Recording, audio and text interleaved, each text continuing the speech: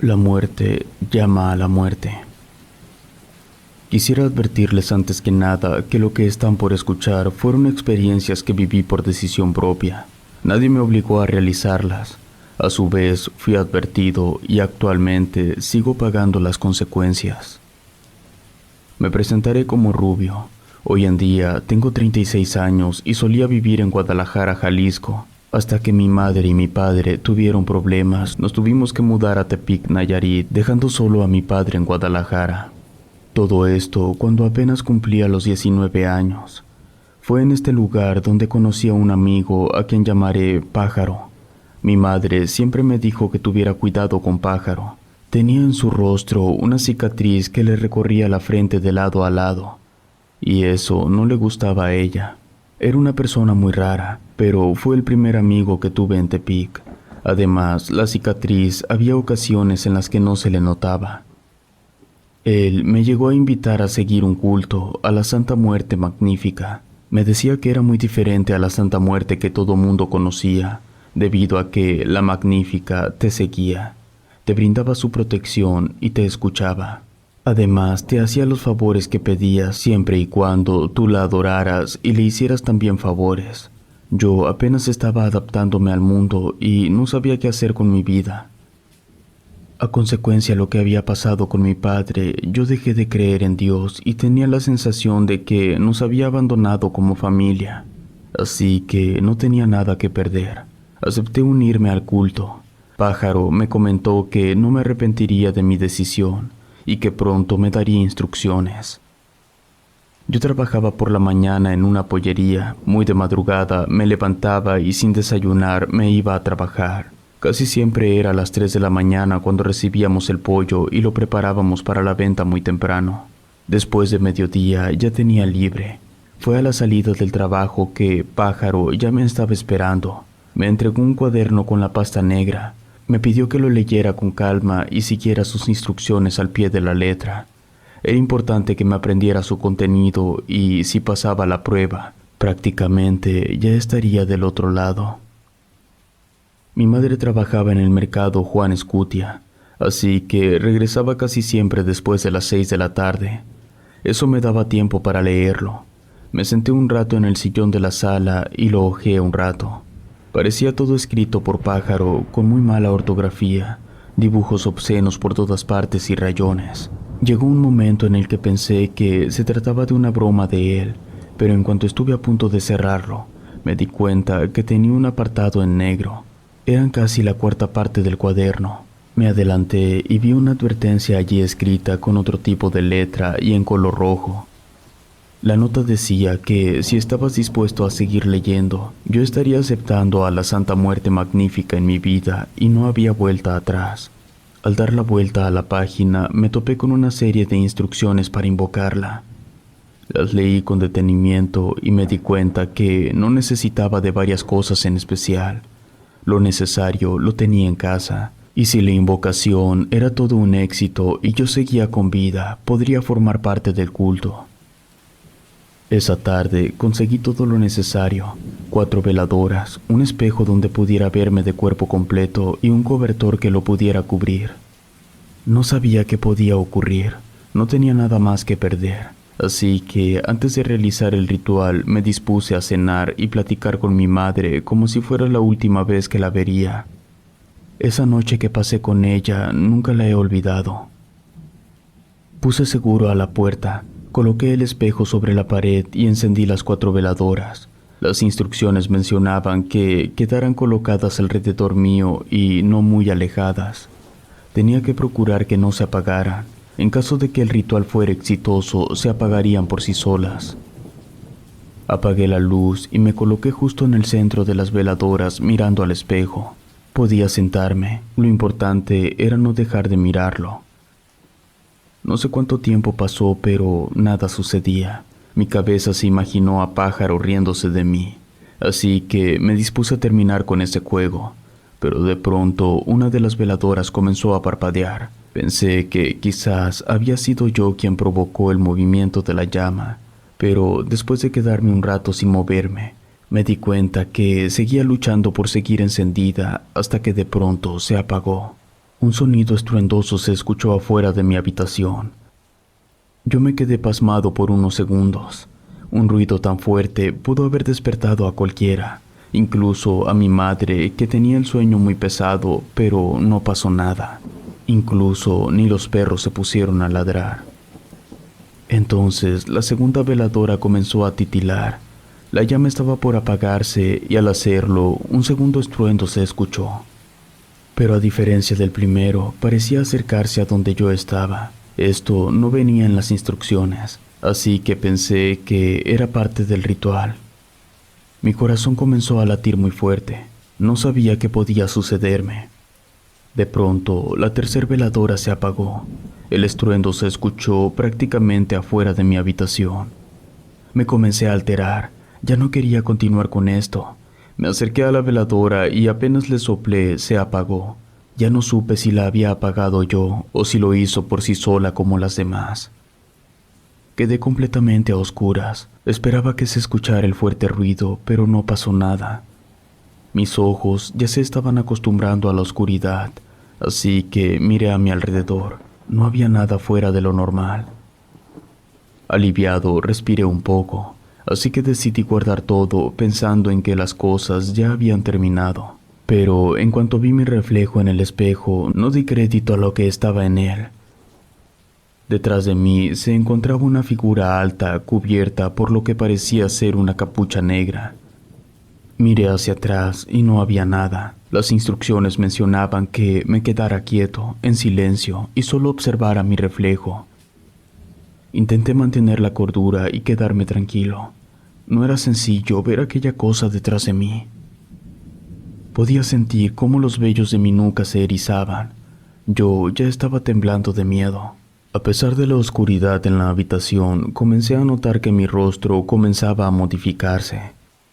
Mis ojos, boca y nariz se desfiguraban. Ya no era yo quien se estaba mirando al espejo. Yo seguía asustado y sabía que era parte del ritual.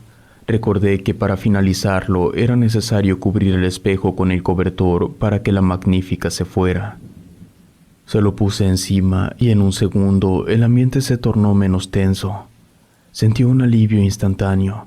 Mi corazón aún latía acelerado, pero poco a poco comencé a recobrar la compostura. Decidí tomarme un momento para tranquilizarme. Tenía más preguntas que respuestas. Me quedé sentado en la oscuridad de mi habitación. Reflexioné sobre las advertencias que Pájaro me había dado. Recordé sus palabras acerca de que no había vuelta atrás una vez que te adentraras en el culto. Me pregunté si realmente estaba preparado para las consecuencias que podrían seguir. Me di cuenta de la hora. Faltaba poco para ir a trabajar a la pollería, así que me fui a acostar. Salí de la casa como siempre. Solo entré al cuarto de mi mamá a despedirme de ella. Nunca se despedía de mí porque estaba dormida, pero ella decía que sí sentía cuando le daba el beso de despedida. En el trabajo, mis compañeros me preguntaron si me había ocurrido algo extraño, pues mi rostro se veía diferente. Incluso uno de ellos me comentó que tenía una cicatriz en mi frente. Corrí al espejo del baño. Mi rostro no se veía tan diferente, pero en mi frente una cicatriz en forma de X se había formado. Saliendo del trabajo, fui a buscar a Pájaro, pero él ya me estaba esperando. En cuanto me vio, me preguntó si había hecho todo al pie de la letra. Le conté todo, incluso cuando estuve a punto de apagar la veladora. Pájaro me comentó que era probable que la magnífica me tuviera un castigo por hacerle eso en su ritual. Por lo pronto, no había sucedido nada malo, solo la cicatriz.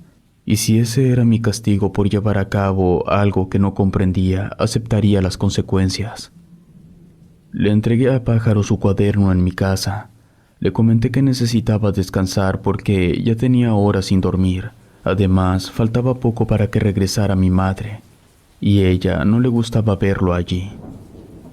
Dormí por varias horas. Desperté pocos minutos antes de que regresara mi madre, así que preparé las cosas para cenar. A su vez, estaba pensando una excusa para explicarle lo de la cicatriz. Dieron las 6 en punto, luego las 7 y las 8. Mi madre nunca llegó. Me estaba preocupando. Ya había llegado tarde antes, pero me avisaba. Entonces pensé que quizás me había dejado un recado en su habitación. Cuando entré, miré a mi madre acostada. Me sentí aliviado al verla allí. Le dije que ya me había asustado, pues creía que algo le había pasado. La sacudí para que se levantara a cenar, pero ella no respondió. Nunca despertó. La muerte de mi madre fue un balde de agua fría sobre mi espalda. El enfermero de la ambulancia me comentó que ya tenía casi un día de evolución cadavérica. Todo indicaba que había fallecido la noche anterior, justo cuando invoqué a la Magnífica. Las cosas estaban claras. La culpa la había tenido yo. Mi padre tuvo que ayudarme con lo necesario para cremar a mamá. Yo tenía varios días sin hablar. Pájaro fue a verme, pero se dio cuenta de la situación y se fue. Días después de su muerte, mi padre me comentó que era necesario que regresáramos a Guadalajara, así que tenía que recoger mis cosas.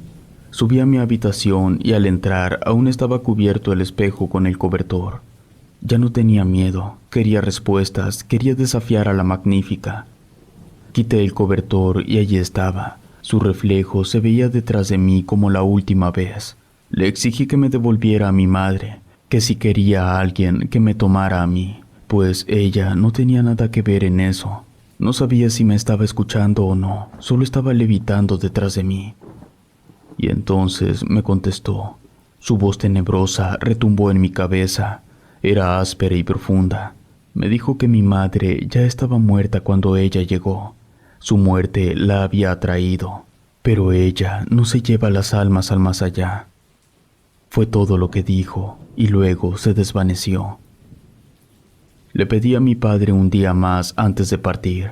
Tenía que investigar unas cosas. En el funeral, el jefe de mi madre me comentó que me apoyaría en lo que se me ofreciera.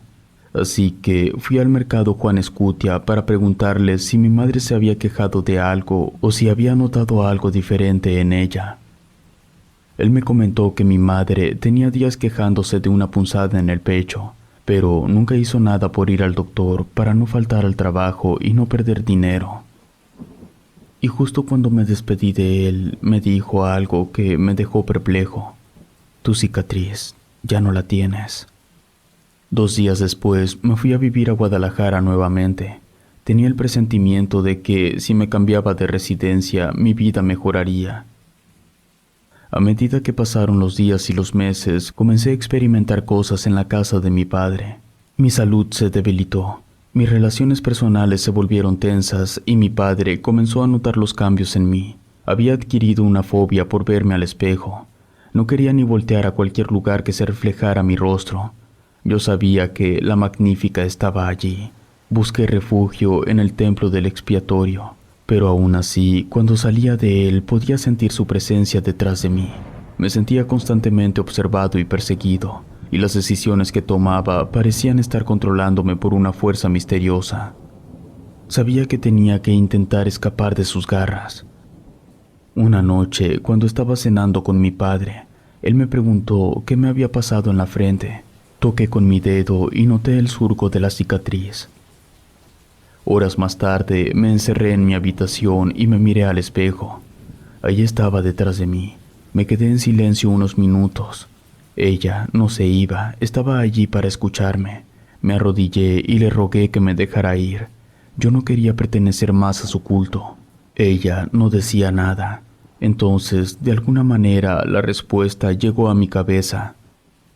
Recordé que en el cuaderno especificaba que uno tenía que rezarle, algo que jamás había hecho yo. Me levanté del piso e hice lo mejor que pude. Tuve la sensación de que mi alma descansaba poco a poco. El camino hacia la liberación fue arduo y doloroso, pero poco a poco recuperé mi identidad y mi vida anterior. Aunque no podía alejarme del culto, fue diferente desde que le dedicaba 1 hora al día a orar por ella. La cicatriz en mi frente se desvaneció y me di cuenta que aparecía cuando era necesario dedicarle un tiempo a la Magnífica. Los favores que me llegó a hacer los compensaba con oraciones y ofrendas. Fue el único modo que encontré para tener la mayor tranquilidad en mi vida.